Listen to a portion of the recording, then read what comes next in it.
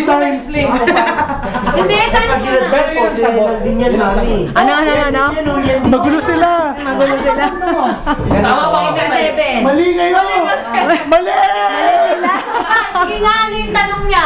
Oh. Ano yung pansin? Ano ba yan? Seven na yan. Hindi. Kasi sa ganyan meron pang pito. Ito na nga yan. Cut 1, 2, 3, 4, 5, 6, 7. Seven na to. Ito pa nga lang. Kasi meron pang pitong puting eh. Hindi Ano? naman pusa. Wait lang. Ano ko? Makinig ka. Isang sako. May pitong pusa. Mangalay na ako, ah. Kada pusa, May pitong 7. itin. I-divide mo to. I-divide mo to. 49. Divide mo na 7. So, ano sagot? 7. Ito. Oh, i-dadad mo ulit yung pito. Kada pito. Ba? My God, Angie! Susuki yan kaya. Wait lang, explain mo. Kaya pa pa. 7 times 7. Miguel, halika. Ay, maniwala Halika. Pa-explain mo nga yung kanya. Hindi ko bakit siya naiintindihan sa amin.